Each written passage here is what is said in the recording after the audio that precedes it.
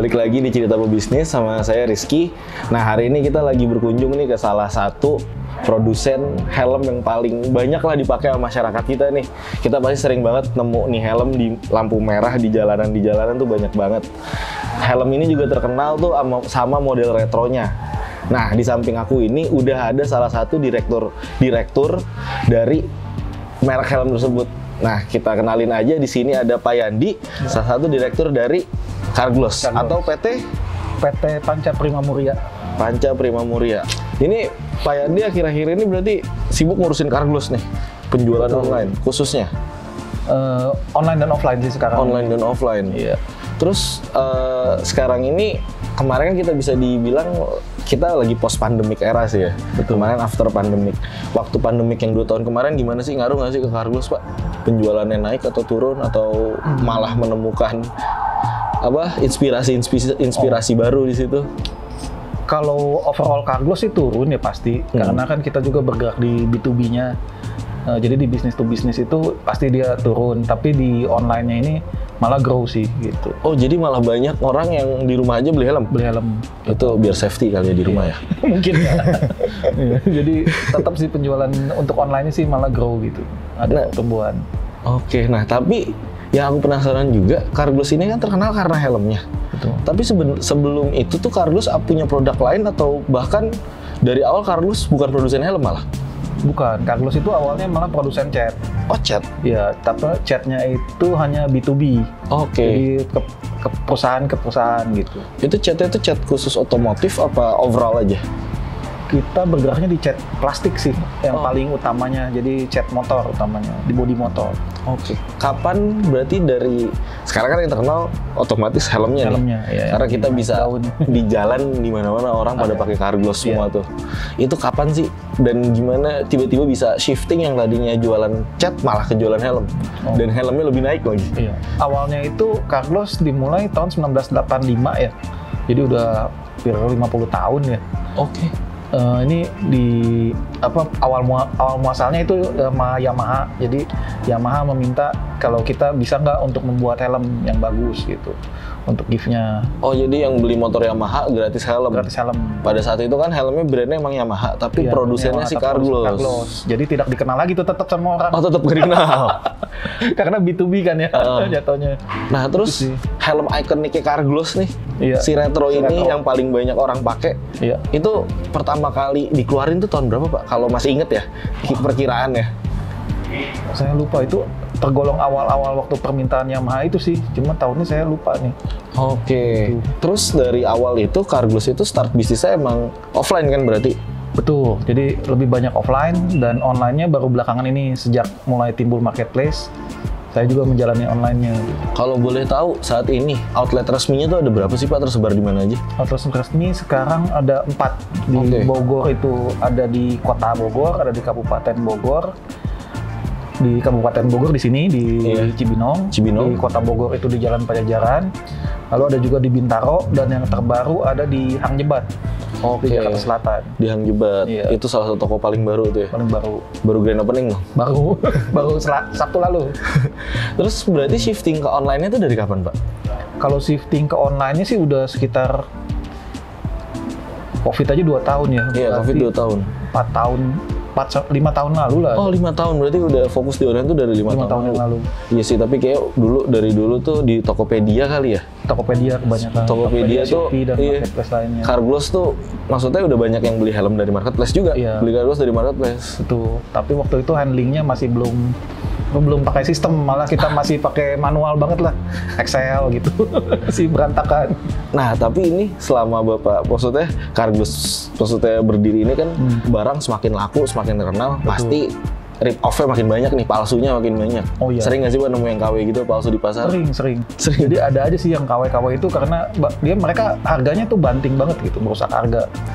Kadang di bawah 100.000 juga ada, tapi namanya Carglass gitu, ada seperti itu. Pernah memberi tindakan tegas atau gimana Pak tindakannya? Kalau di offline sih gitu? Belum ya. Jadi itu kan harusnya di pihak produsen. Kalau saya kan distributor. Ya, belum sih dari pihak produsennya. Kalau saya secara yang dijualan di marketplace, saya berusaha take down sih. Oh, jadi KW-KW-nya. Lapor ke pihak marketplace-nya ya. Tiap link itu saya take down satu-satu. Sekarang emang udah dari mana aja Pak kalau marketplace? Marketplace saya hampir di semua sih ya. Jadi ID, Tokopedia, Bukalapak, Blibli, Aku Laku, masuk juga. Shopee. Oh iya Shopee. Takut ada yang nggak kesebut. TikTok juga udah mulai. Iya. Website resmi? Semua sih, website resmi juga. Apa tuh namanya? helmcarglass.com. helmcarglass.com. Oke. Nah, tadi kan banyak barang KW, banyak palsu juga. Emang kelebihannya apa sih Pak kalau helm Carglass yang asli itu? Yang pastinya nomor satu itu safety ya. Jadi beberapa helm tuh cuma memikirkan mungkin murahnya aja, gampang bisa melar. Si harganya lah gitu. Nah, kalau itu udah pasti nggak safety dong. Tipis ya, karena tipisnya bisa ditekan juga terlalu gimana ya, mudah dibentuk. Itu kan jatuh dari meja aja udah pecah gitu, apalagi dipakai berkendara gitu kan. Iya, saya dulu waktu sekolah pernah Pak ditawarin, saya beli helm pinggir jalan, helmnya cuma 35.000 atau 50.000, lupa merek apa. Kata masnya bagus ini bisa melar deh.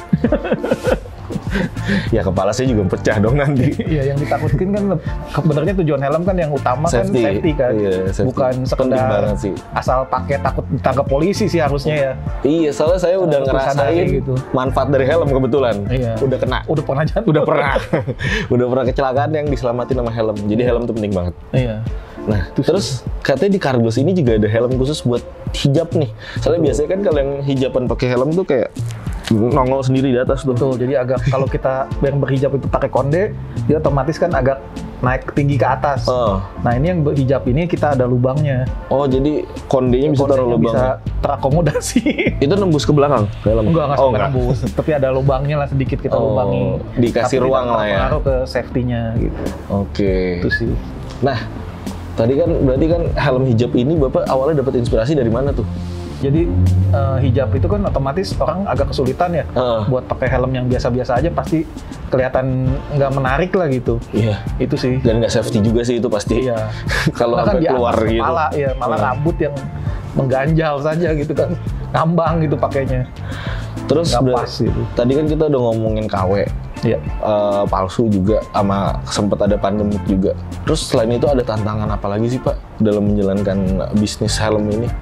Dan Carglass ini kan salah satu helm merek lokal nomor 1 lah. Ada nggak sih tantangannya? Ya tantangannya pastinya kan untuk di offline sih. Oh, di offline. Kalau di offline kan saya belum terlalu memegang karena saya lebih fokus di online. Jadi untuk offline ini adalah suatu tantangan baru sih buat saya gitu.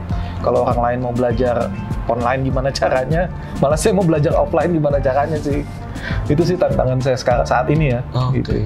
Sama, tapi kan yang aku bingung nih kan aku masuk ke store offline-nya nih. Carglass-nya mana Pak? Kok Taichi sama Arai? Carglass-nya di depan. Oh, di depan. Jadi Taichi sama Arai itu juga produk under Carglass yang dijual oleh PT-nya Carglass. Betul, jadi kita distributor resmi dari Jepangnya. Kita bayar pajak juga ke pemerintah. Dan benar-benar import resmi dan distributor resmi dari Arai dan Taichi. Di marketplace pun itu berarti kita kelola juga. Oh, dikelola Arai official store-nya. Oke, soalnya pasti banyak yang tahu tuh Arai juga tuh. Iya, karena ada juga Arai yang KW-nya juga ada. Jangan salah, itu juga ada KW-nya, Arai KW, Taichi KW itu ada juga. Terus tadi aku juga sempat lihat ada merek Howard Smith. Betul. Howard Smith itu salah satu merek kita yang sengaja kita kembangkan untuk pasar premiumnya. Oh, jadi levelnya di atas. Levelnya di atas ya, Carglass. Sama Carglass, tapi levelnya lebih premium lah ya. Oke. Tadi kan kita cerita tantangan, terus ini juga ternyata produknya itu variatif ya, dan ada beberapa brand juga. Nah, tapi selama ngejalanin Carglass ini, pernah nggak sih Pak ada keterpurukan gitu, terus gimana cara ngatasinnya buat bangkit lagi, buat motivasi lagi, gimana buat... Awalnya sih waktu baru-baru mulai berjualan online ya, jadi waktu saya berjualan online pertama-pertama itu kan belum ada marketplace malah gitu, masih sekedar website. Itu penjualan hanya 1-2 per hari gitu kan, kayaknya sepi banget gitu, sampai saya pun nggak ditaruh di online lagi. Malah saya dipindahkan divisi sampai ke divisi desain. Nah, yang membuat saya bangkit kembali ternyata itu punishment sih. Jadi ada salah satu marketplace yang kena denda. Oke. Iya, dari denda itu otomatis saya dapat kayak notifikasinya kan. Wah, kena denda mulu nih gitu. Berarti saya harus berbenah diri nih, harus gimana ngembangin online-nya lagi gitu. Dari situ otomatis saya mulai ini sih improve gitu. Berarti stok harus ada gitu.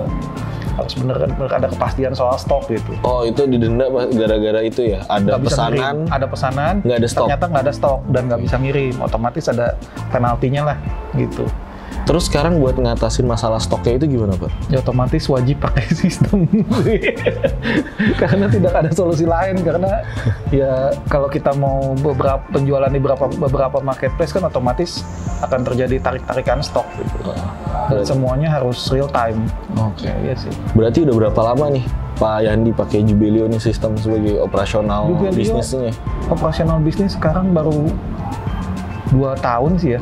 Udah lama itu, Pak. Baru, Pak. 2 tahun ya, baru 2 tahun. Baru, Pak. Itu awalnya berarti awal kenal Jubelio dari mana, Pak? Dari rekan saya, boleh disebutin namanya? Oh, silahkan, nggak apa-apa. Iya, dari PT Laris Chandra ada namanya Pak Stanley. Oh, oke. Makasih Pak Stanley. Dari distributor dari STP, Turtle Wax gitu. Jadi dari beliau saya dikasih visit ke kantornya, lalu saya lihat sistemnya, oh ternyata Jubelio ini bagus ya gitu. Bisa dikembangkan di saya nih, saya butuh juga sesuatu yang seperti ini. Oke, berarti sekarang produk Jubelio apa aja yang udah Bapak terapin di Carglass nih? Kayaknya hampir semua ya yang setahu saya. Semua ya? Jadi dari Jubelio Chat-nya saya pakai, karena kan bisa hampir semua marketplace sudah terintegrasi ya. Jubelio Chat-nya pakai, terus Jubelio Web Store-nya itu yang web, saya bikin yang helm Carglass itu via Jubelio juga. Terus yang POS-nya otomatis di store seperti ini saya pakai juga buat sistem kasirnya. Dan yang omnichannel pastinya buat jualan online di kantor pusat ya. Saya pakai juga. Hampir semua kayaknya. Nggak tahu kalau Jubelio ada yang terlewat dari saya. Ada lagi nggak tuh yang terlewat dari yang saya pakai? Bopis Boris dipakai? Pakai, diaktifasi. Udah diaktifasi. Berarti tinggal coba aja. Coba customer-nya deh, mesen di helm Carglass Indonesia, ambil di tokonya langsung. Di toko. Bisa itu. Harusnya. Udah bisa ya, harusnya ya. Oke, nah habis gitu berarti ini kan cabangnya juga banyak. Gudang juga ada. Iya. Itu semua gudang juga dikonekin ke Jubelio. Betul. Sekarang total berarti ada berapa gudang, Mbak? Total gudang saat ini ada berapa ya? Banyak. Pusat kan satu pasti. Itu ada pabrik yang gede banget tuh. Itu kan 4 ya masing-masing toko. Itu plus ada gudang reservasi kan pasti ada tuh reservasi. Sama kadang saya ada orderan gudang Korea ini buat saya pisahin sendiri, ada juga saya bikinin. Ada sekitar 6. Carglass berarti marketnya udah sampai ke luar negeri. Luar negeri kemana aja Pak kalau begitu? Ke Korea aja sih kita. Oh, ke Korea. Tapi masif tuh ya? Lumayan masif sih. Kontaineran gitu 1000 piece kali order. Masif sih. Segitu masif sih. Iya. Jadi mereka juga jual di marketplace mereka sih di Korea. Namanya Coupang, COUPANG. Coupang. Ini berarti kita ngebahas momentum dulu kali ya? Iya. Ini tahun berapa berarti ini Carglass bisa se-eksis sampai sekarang? Bapak tahu masih momentumnya? Momentumnya ya pastinya sejak dipakai Pak Jokowi lah. Oh, sejak dipakai Jokowi itu. Tapi kayak sebelum itu udah rame deh, Pak. Mulai rame. Cuma yang bener-bener momentumnya ditambah momentum Pak Jokowi itu bener-bener ngehits banget sih. Langsung masif tuh ya? Langsung masif. Terus, jadi sebelumnya emang udah gerilya di marketplace saya gitu. Oke, sebelum dipakai Pak Jokowi, saya udah gerilya di marketplace. Cuma begitu dipakai Pak Jokowi di event IMOS waktu itu, langsung tambah meledak lagi gitu. Instagram juga langsung bertambah followernya. Semua sih kena impact-nya. Sama saya, maksudnya yang saya sering, Carglass juga sering diidentikan ya sama Vespa dan juga motor custom. Oh iya. Emang itu ada strategi khusus, maksudnya pendekatan dari tim Carglass ke komunitas gitu, Pak? Ada, Pak. Cuma itu dari divisi pabriknya ya. Oh, ada berarti memang. Jadi emang kita ada kerjasama khusus dengan Vespa. Oh, dengan Vespa. Iya. Kalau motor custom karena Vespa emang Piaggio gitu. Kalau motor-motor custom tuh emang karena model cocok dengan retro ya. Iya. Makanya banyak yang pakai ya. Iya. Berarti mungkin yang bedain Carglass nih, Pak, dari helm lain tuh apa sih? Yang membedakan ya? Ya kalau dari sisi, kalau membedakan sih kita dari Carglass-nya pasti menjamin safety-nya dulu ya. Iya. Itu safety itu nomor 1 lah, jadi kualitas dan safety. Core-nya lah ya. Core-nya lah gitu. Terus udah gitu berikutnya paling kita mencoba desain-desain yang baru sih, yang disukai anak muda gitu. Dan strategi-strategi yang bakal saya jalanin ya kedepannya kolaborasi sih. Oh, kolaborasi antar brand itu pasti. Ya, itu salah satu strategi pemasaran ya. Iya. Mungkin dari Carglass nih, next-nya bakal ada apa sih Pak? Apakah ada produk limited, atau ada inovasi terbaru, atau ada promo mungkin yang mau dikasih tahu nih, kan lagi mau angka double kemarin 99, ntar ada 10, 11, 12. Pasti promo akhir tahun lah kita pasti akan jalankan untuk inovasinya. Tidak lupa juga di webnya Jubelio juga kita pasti akan terapkan juga. Itu sih dari inovasi. Produk yang baru pasti sih kita mungkin di tahun depan akan ada launching produk barunya. Horsemith juga tuh. Desain baru, iya. Itu as a whole lah ya. Iya. As a whole bakal ada season baru berarti. Bakal ada. Oke, berarti teman-teman juga bisa tahu infonya tuh ngecek di Instagramnya Carglass ya. Instagramnya Carglass. Sama TikTok.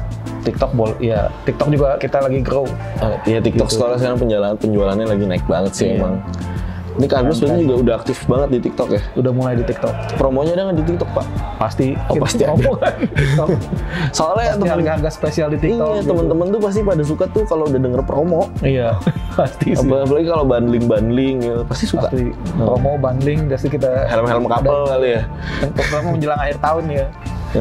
Oh iya, akhir tahun pasti puncaknya marketplace juga, online juga semua. Ya udah, makanya teman-teman jangan lupa tuh dicek buat sosial media Carglass, itu di Instagram ya, di TikTok ya, buat dapetin update-nya, buat dapetin promonya, langsung aja di follow. Sama jangan lupa juga ngecek website Carglass, helmcarglass.com. Nah, oke. Makasih teman-teman yang udah ngikutin kita ngobrol nih dari tadi, walaupun tadi agak melenceng-melenceng dikit ya. Nah, oke. Sampai jumpa di episode selanjutnya dari Cerita Pebisnis. Thank you. Oke.